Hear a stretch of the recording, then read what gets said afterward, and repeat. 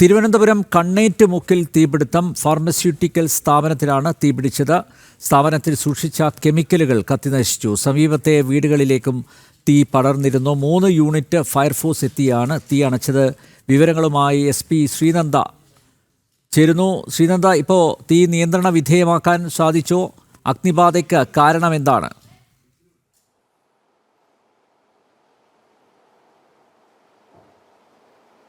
അന്നമ്പ്യാർ, ഇപ്പോൾ തീ നിയന്ത്രണ വിധേയമാണ് എന്നാണ് നമുക്ക് മനസ്സിലാകുന്നത്. ഇവിടെ തിരുവനന്തപുരം കണ്ണേറ്റുമുക്ക് ആര്യശാല ഭാഗത്താണ് ഇത്തരത്തിലൊരു തീപിടുത്തം ഉണ്ടായിരിക്കുന്നത്. യൂണിവേഴ്സൽ ഫാമ എന്ന് പറയുന്ന ഒരു ഫാർമസ്യൂട്ടിക്കൽ കമ്പനിയിലാണ് തീപിടുത്തം ഉണ്ടായത്. 3 നില കെട്ടിടമാണ്. ഷോർട്ട് സർക്യൂട്ടാണ് ഈ തീപിടുത്തത്തിന് കാരണമെന്നാണ് പ്രാഥമികമായി നമുക്ക് ലഭ്യമാകുന്ന വിവരം. 3 യൂണിറ്റ് ഫയർഫോഴ്സ് എത്തിയ ശേഷമാണ് തീ അണയ്ക്കാൻ സാധിച്ചത്. ഈ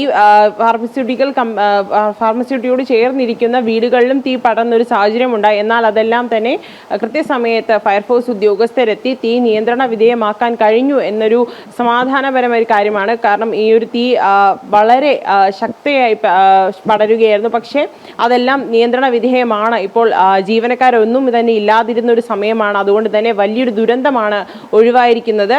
എന്തായാലും തീ ഇപ്പോൾ നിയന്ത്രണ വിധേയമാണ്. മറ്റ് പ്രശ്നങ്ങളൊന്നും തന്നെയില്ല.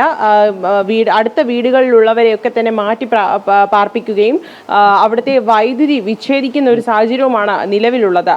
നമ്പ്യാർ. യെസ്, തിരുവനന്തപുരം കണ്ണേറ്റുമുക്കിൽ തീപിടുത്തം. ഫാർമസ്യൂട്ടിക്കൽ സ്ഥാപനത്തിനാണ് തീ പിടിച്ചത്. സ്ഥാപനത്തിൽ സൂക്ഷിച്ച കെമിക്കലുകൾ കത്തിനശിച്ചു. സമീപത്തെ വീടുകളിലേക്കും തീ പടർന്നു.